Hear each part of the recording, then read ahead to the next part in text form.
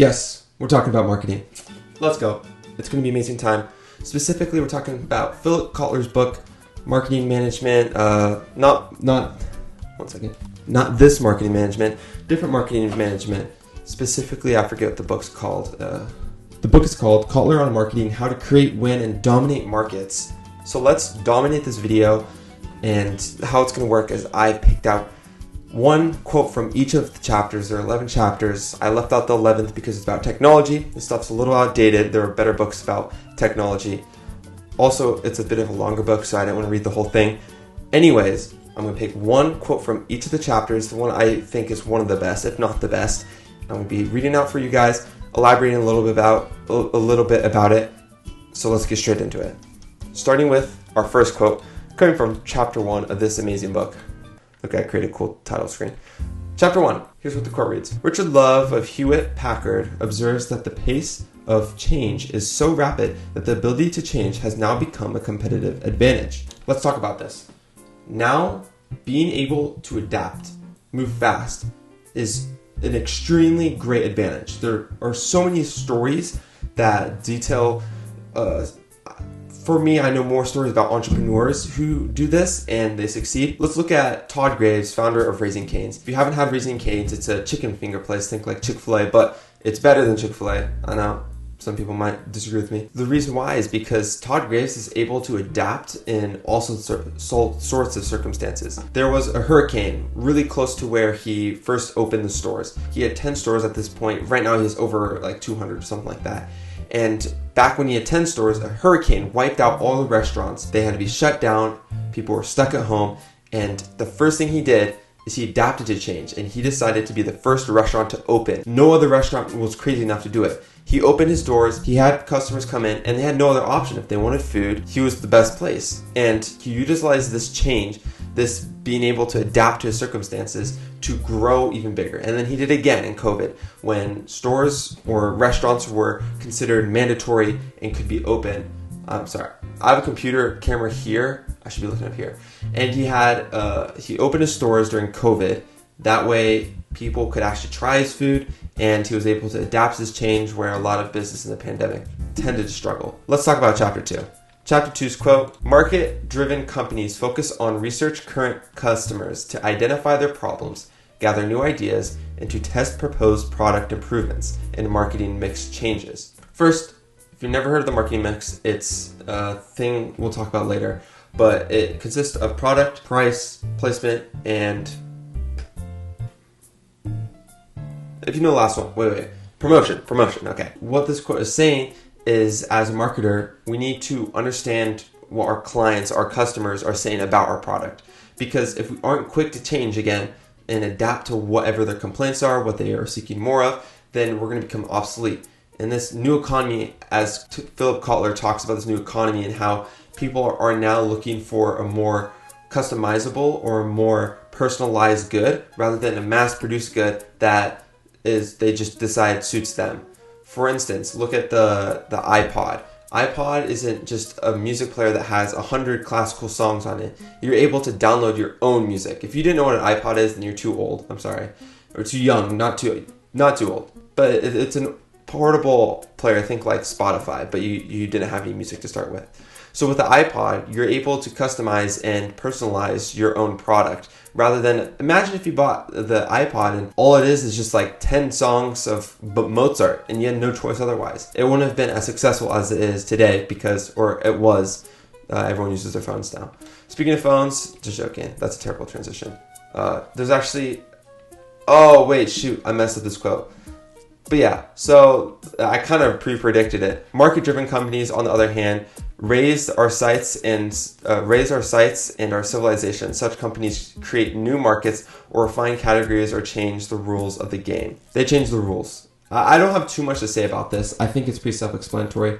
I'm just going to go back. The difference is these two things. We have market-driven companies and market-driving companies. So one just reacts, one invents. I believe it's best to invent, but right now I think if you're going to start out with something, it's fine to react. It's not a terrible thing, but your goal is to be able to be innovators. Like the iPod, for instance. The iPod did innovate music and being able to carry around in your pocket in an easier way. Sure, Sony kind of did it first with the Walkman, but you understand what I'm saying. You understand what I'm saying. Let's go to chapter number 3. For existing products or services in a new way, there are 3 methods companies used for finding ideas to improve an existing product or service. Excuse my English, that was not very good. But what I'm about to read is very good. Or problem detection method.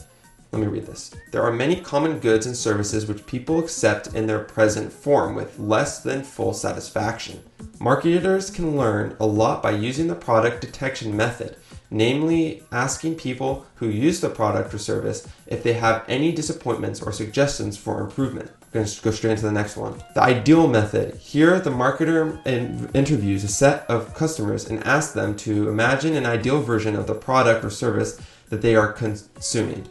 And number 3, consumption chain method. Here, the marketer interviews customers to chart their steps in acquiring, using, and disposing of a product. So there are 3 different methods. I think they progressively get better.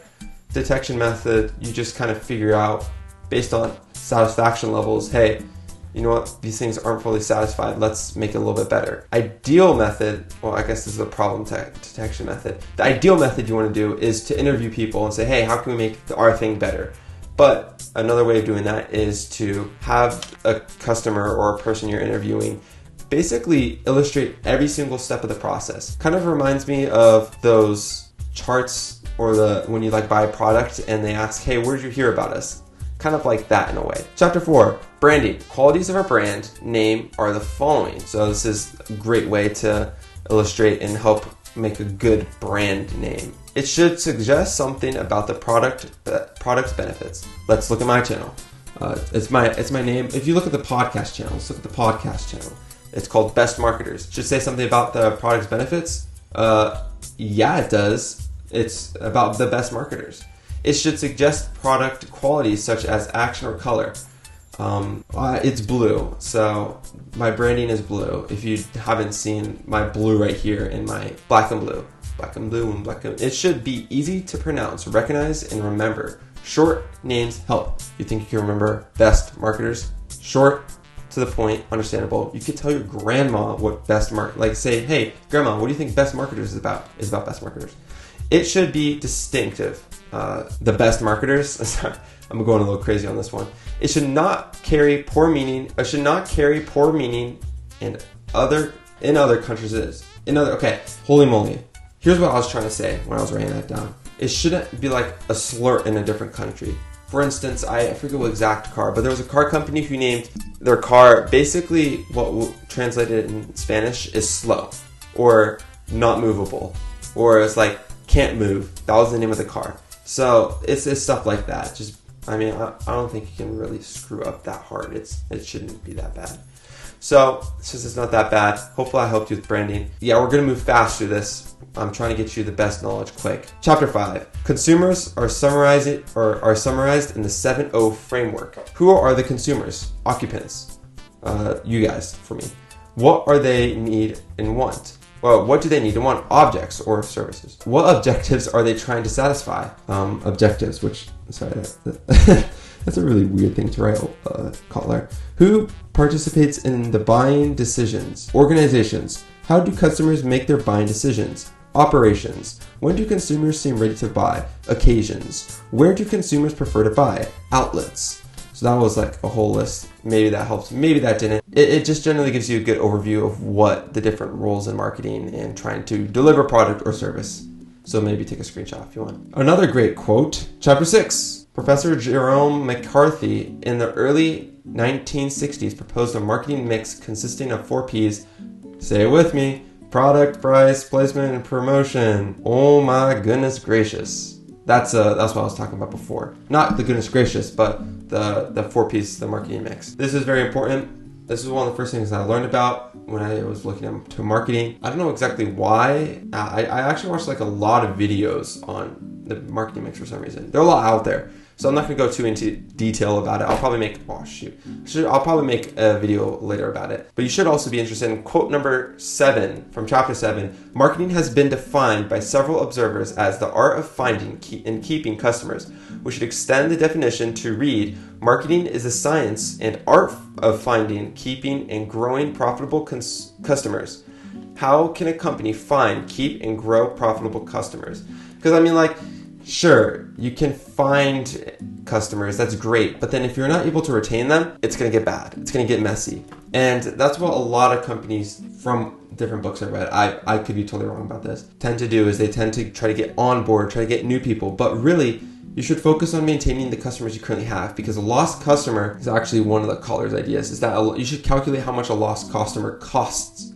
How much a lost customer costs. That's a bit of a tongue twister, or maybe it's just late at night for me. Chapter 8, grade 8. The following benefits when the customer: customization, more convenience, faster service, more/better service, coaching, training, or consulting, an extraordinary guarantee, useful hardware and software tools, or a membership benefit program. I'm just going to go through each of these real quick. Customization. Look at clothes. Clothes have so much customization now. It's highly personalized to each of the consumers. More convenience. Amazon, look how easy it is to online shop and spend your money. One click button. Fast service. Let's say fast food. Look at that. You can get online and quickly get some food. More/better service. Look at maybe like service companies like Verizon or T-Mobile. You upgrade or you change to the better service. Sorry, I don't know why my mouse is lagging. It's kind of funny. Yeah, okay, coaching, training, or consulting. If you're doing, for me, I could do marketing, consulting, or training. If I knew something, I don't know what I'm talking about yet, but I'm learning. An extraordinary guarantee. I guarantee, Alex Hormozi talks about this a lot. For instance, his gym program. Alex Hormozi, if you don't know him, he basically opened up this gym, and one of his guarantees is, hey, if you do training for a month, you pay me up front, and if you don't like it by the end, you can get a full refund. And he only got 2 people that refunded. Useful hardware and software tools. Let's say Canva. This presentation was made on Canva in 10 minutes. A membership benefit program. Think of it like YouTube membership, or like a Twitch membership, or maybe a Netflix membership. Yeah, Netflix membership. That you get certain movies, you get no ads with better memberships. I'm going to quickly switch back to camera, because we're talking about now a long list of things. In Chapter 9, what type of marketing plan should a company develop? There are 5 specifics of marketing plans. Brand marketing plans. Companies need to prepare brand marketing plans. Each Procter & Gamble detergent brand manager prepares a strategic and annual marketing plan each year. Next one, product category marketing plans. Before the detergent, brand managers prepare their separate brand marketing plans. It's a tongue twister again. The detergent category managers will set some assumptions, forecasts, and goals to drive the separate brand planning. After the brand plans are prepared and accepted, they are aggregated into the overall product category plan. Number 3, new product plans. Each new product or brand requires a detailed development and launch plan. The product concepts will have to be defined, refined, and tested, along with later prototypes. The launch phase will require a very detailed set of activities. Market segment plans. If the product or brand is sold to separate market segments, then a plan would be prepared for each segment. IBM sells in several market segments: banking, insurance, hotels, air travel, and each IBM segment manager plans the products and services to offer to his or her segment. Geographical market plans. Marketing plans will be prepared for each country, region, city, and even neighborhood. That's a lot of plans. Hopefully that helped. I didn't really fully understand all those different plans, but I thought they sounded important. Maybe I'm wrong. Who knows? But you know I'm not wrong about this last quote. I think this is a beautiful quote. You gotta hear this one. Marketing is a learning game. You make a decision. You watch the results. You learn from the results. Then you make better decisions. It's beautiful. And I think that's exactly what my channel's all about, is that we're just trying stuff. We're learning together. and we're going to grow in our marketing abilities. So I appreciate you sticking through to the end.